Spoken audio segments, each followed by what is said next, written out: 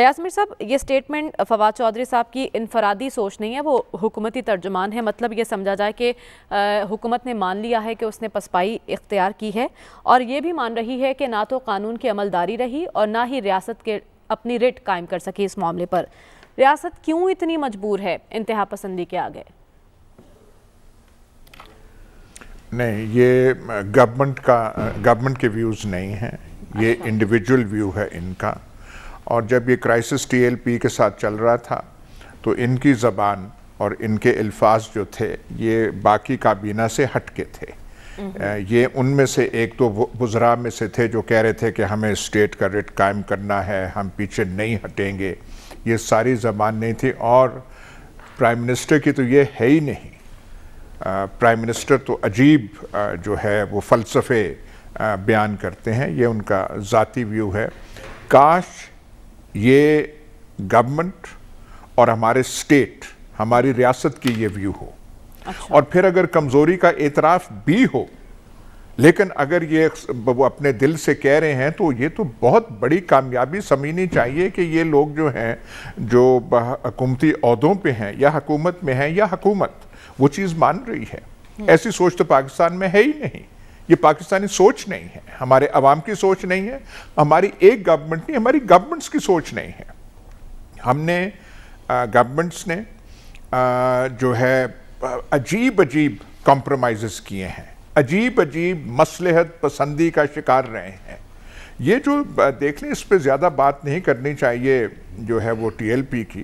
وہ تو ایسے ہوا ہے، وہاں تو عرس ہو رہا ہے لاہور میں، اور آپ نے آج کے اخبارات میں پڑھا ہوگا کہ انہیں کیا فیسلٹیز، کس قسم کا فیسیلیٹیٹ کیا جا رہا ہے۔ وہ تو لگتا ایسا ہے کہ بڑے بڑے عرس جو ہیں جو ہوتے ہیں اس ملک میں، اس کے وہ سٹیٹس تک وہ یہ والا جو عرس ہے پہنچ جائے گا۔ تو حکومتیں دیکھیے، یہ ایک تو کمزوری ہوتی ہے، ایک سوچ کا فقدان ہوتا ہے۔ ٹی ٹی پی کو گورنمنٹ نے، پاکستان نے ٹیک آن کیا یا نہیں کیا؟ ایم کیو ایم کی ریاست بنی ہوئی تھی عملاً کراچی میں، اس کو ٹیک آن کیا یا نہیں کیا؟ آپریشنز ہوئے ہیں، سوات میں ہوئے ہیں، وزیرستان میں ہوئے ہیں، خطرناک تھے، اس میں بڑی کیجولٹیز ہوئیں، لیکن جب فیصلہ کیا کرنا ہے تو انہوں نے کیا۔ یہاں پہ خواہ کی مصلحت کا شکار ہو جائے، یا تو ہونا کہ آپ جس کو ایکسٹریمزم کہتے ہیں وہ بہت بڑی کوئی بلا ہو جس کے سامنے آپ کھڑے نہ ہو سکیں، ایسی بات نہیں ہے۔ یہ ہماری سوچ کی کمزوری ہے۔ یہ سارا جو قصہ ہوا ہے، اب میں کیا نام ان کے غازیوں کا لوں اور باقی کا لوں، جہاں پہ ایک کامن سینس کا سٹینڈ لینا چاہیے تھا، تھوڑی ہمت کا سٹینڈ لینا چاہیے تھا۔ جب گورنر سلمان تاثیر مارا گیا تھا، قتل ہوا تھا، اس نے ایسی کون سی بات کی تھی؟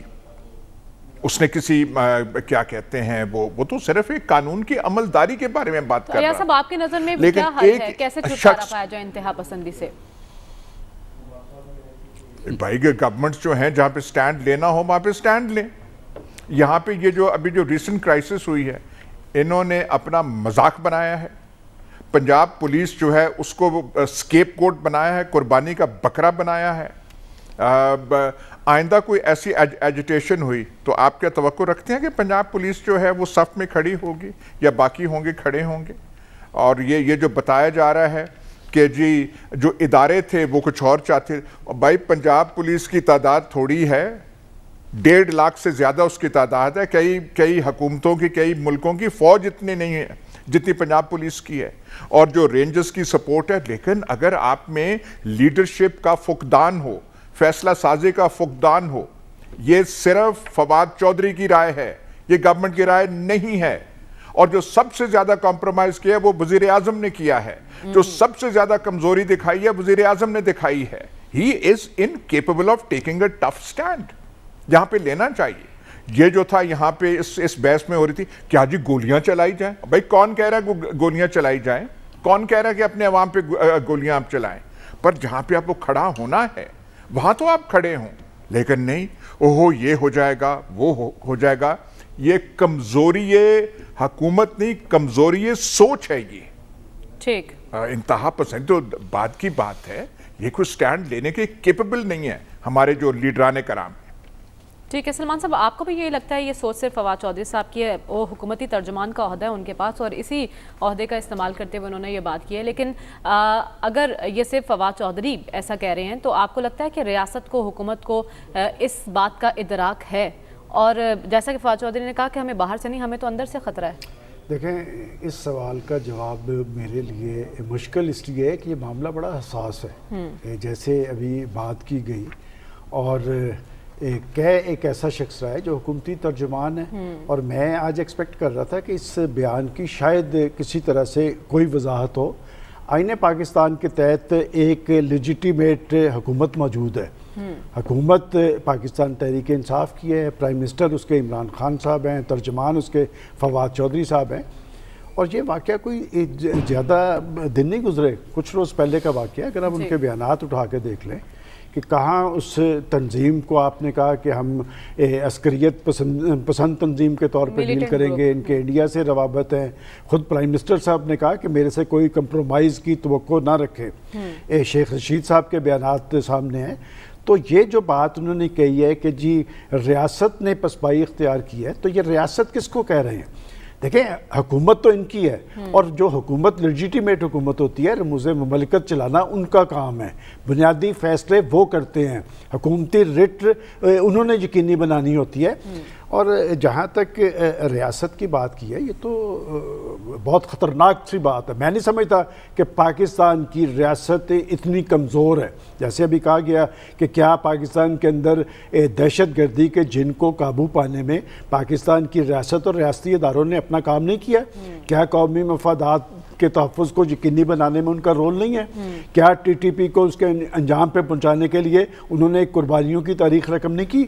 اور اس بیانات کے بعد تو آپ خود یہ ظاہر کر رہے ہیں کہ ریاست کچھ اور ہے اور حکومت کچھ اور ہے۔ اور آپ نے ایک بڑا اچھا یہ کویسچن اٹھایا ہے کہ یہ انتہا پسندی کا خاتمہ کیسے ہونا چاہیے۔